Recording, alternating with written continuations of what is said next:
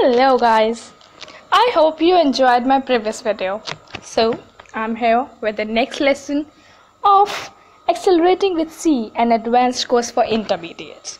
So the next lesson heads towards functions, as we have learned about functions in our previous session. But here we'll be experimenting more with the functions. We were learning about classification of functions based on return type and arguments. I hope you remember about the four type of functions, which were with return and arguments, means with return with arguments, without return and with arguments, with return and without arguments, and without return and without arguments. Let's see what are these. First, without return and without arguments. These are my handwritten programs. Void sum, मतलब hash obviously you know, मैंने इसलिए नहीं लिखा है because now you are at a level that you know the syntax and everything of the program. That's why I am just focusing on the logic part. Void sum और एक variable declare किया int a. Then हमने कहा enter the number and उसे a में store करा लिया. फिर हमने उस wait we have to start the program from void main and this is the function. main में आता है सबसे पहले control, you know that. main में आके इसने sum function को कॉल किया. sum function जैसे ही कॉल हुआ ये हमारा कंट्रोल पहुंच गया यहाँ पे. Here एक वेरिएबल डिक्लेयर हुआ a, उसमें हमने वैल्यू एंटर कराई और उसे प्रिंट करा दी.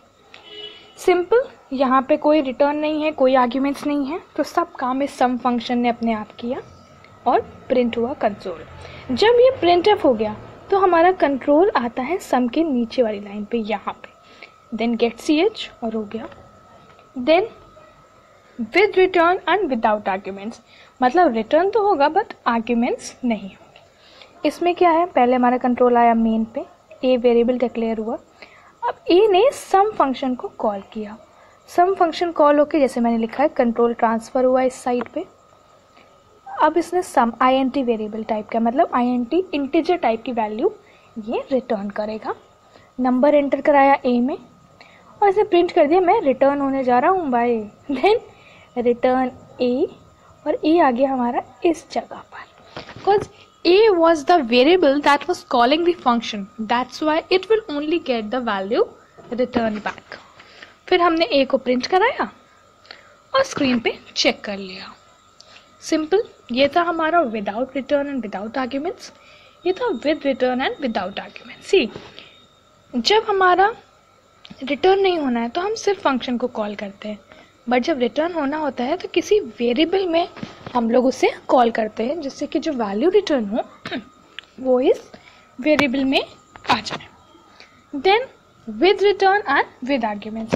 अब आपने देख लिया विद रिटर्न के लिए एक वेरिएबल होना ज़रूरी है, तो ऑब्वियसली यहाँ एक वेरिएबल होगा, जैसे यहाँ b है, और आर्ग्यूमेंट्स तो यहाँ आपका arguments.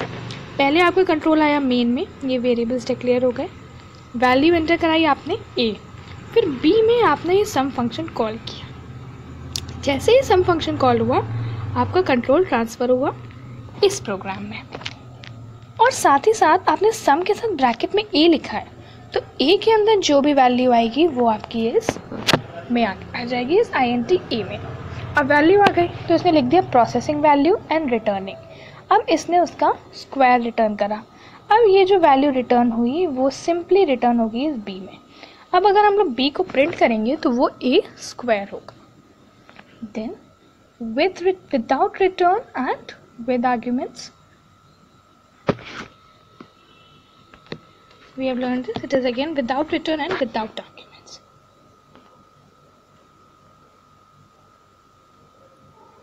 This is with return with arguments, with return without arguments, without return without return and with arguments. This one void sum int a में आया,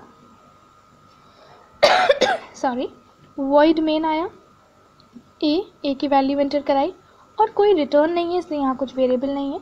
सिंपल हमने सम फंक्शन कॉल करके वैल्यू सेंड कर दी यहाँ, जहाँ उसने ए की वैल्यू प्रिंट कराई और कंट्रोल आ गया वापस सम के नीचे. Got it?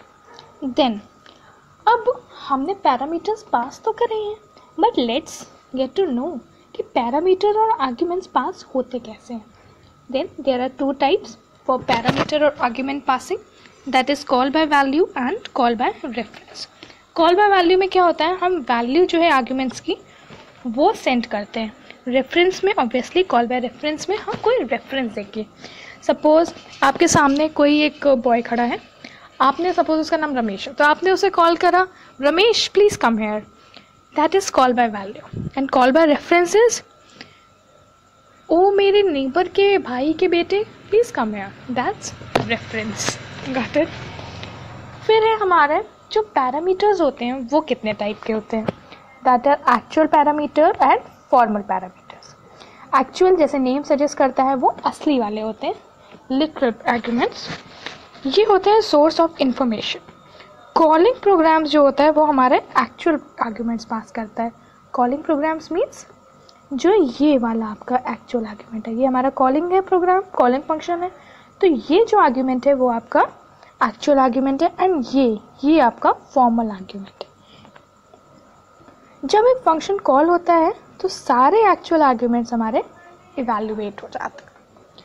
इनफॉर्मल आर्ग्यूमेंट्स क्या होता है, जो कॉल्ड फंक्शन होता है वो इंफॉर्मेशन को फॉर्मल आर्ग्यूमेंट्स के थ्रू एक्सेस करता है. जब एक फंक्शन कॉल्ड होता है तो हर फॉर्मल आर्ग्यूमेंट को हम इनिशियलाइज करते हैं यूजिंग एक्चुअल आर्ग्यूमेंट. जैसा कि इसमें हो रहा है, ये जो सम ए ये एक्चुअल आर्ग्यूमेंट है, इसकी वैल्यू ही हम लोग यहाँ दे रहे हैं. Means it is being initialised through actual argument. This is the difference between actual and formal. I hope you will be remembering this. अब कॉल बाय वैल्यू और कॉल बाय रेफरेंस का डिफरेंस क्या है? इसमें यह है कि जो कॉल बाय वैल्यू होता है इसमें कॉपी जाती है एक्चुअल आर्ग्यूमेंट की. इसका मतलब अगर आप कुछ भी चेंज करोगे ना वहाँ तो उस पर कोई भी फ़र्क नहीं पड़ेगा. But in call by reference variable और आर्ग्यूमेंट एक्चुअली जाता है, इसलिए अगर आप कुछ भी चेंज करना चाहोगे तो वो एक्चुअल पे चेंज हो जाएगा. Just have a look at the text. Major difference between call by value and call by reference is that in call by value, a copy of actual arguments is passed to respective formal arguments, while in call by reference location जाती है, तो location में change मतलब actual change. C में calling and called function कोई भी memory share नहीं करते हैं, उनकी अपनी copy होती है. एंड जो कॉल्ड फंक्शन होता है वो किसी भी वेरिएबल को ऑल्टर नहीं कर सकता है. It can only alter the temporary copy. Let's have a example of call by value and call by reference. Swapping का एक प्रोग्राम देखते हैं हम लोग. इसमें मैंने दो फंक्शन बनाए, एक्चुअली एक ही फंक्शन बनाया, INT.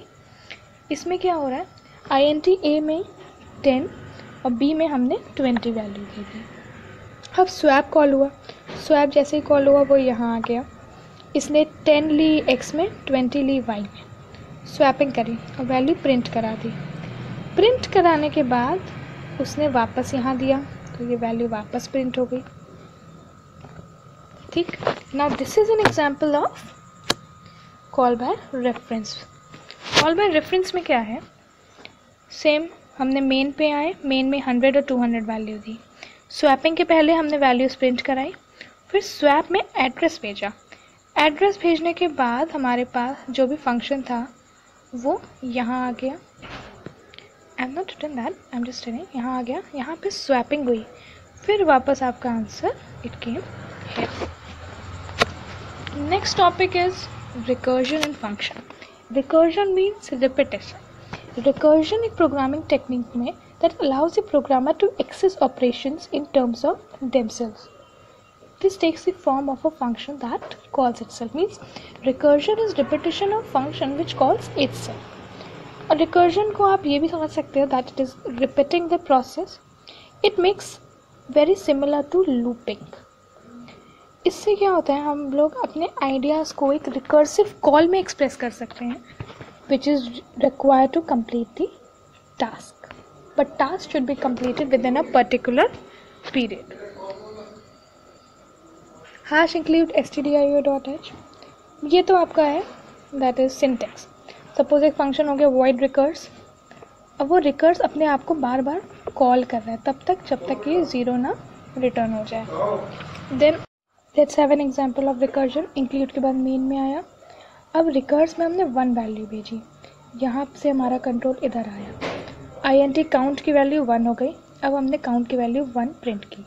फिर हमने सेंड कर दिया काउंट +1. फिर वो यहाँ चला गया. It will be a repetition of task. कब तक? हमेशा के लिए. कॉल्स हमने कोई भी कंडीशन यहाँ लगाई ही नहीं. I hope you are very much clear with recursion now. What is recursion basically? It is repetition of process or task. It is very similar to looping. It is calling of the function by itself. Recursion में क्या होता है? Main में हम लोग एक बार recurs मतलब कोई भी फंक्शन है उसको कॉल कर लेते हैं, फिर वो फंक्शन अपने आप को अपने अंदर ही कॉल करता रहता है. लाइक आपने मेन में रिकर्स की वैल्यू 1 दी, फिर यहाँ पे 1 वैल्यू आ गई, इसमें प्रिंट किया. नेक्स्ट टाइम इसने +1 2 चली गई वैल्यू, वो प्रिंट हुई. फिर नेक्स्ट टाइम 3 गई, 4 गई, 5 गई, 6 गई. In the same way it will be an infinite function call. Let's revise what we have learn. Call by reference में हमने क्या किया था? मेन में यहाँ से हमने इनका एड्रेस भेजा. एड्रेस भेजने के बाद यहाँ पे जब फंक्शन आया इसने पूरा परफॉर्म किया, और उसके बाद after swap call by value. Call by reference होता है, वैल्यू में हम वैल्यू सेंड करते हैं, रेफरेंस में एड्रेस या पर्टिकुलर मेमोरी लोकेशन.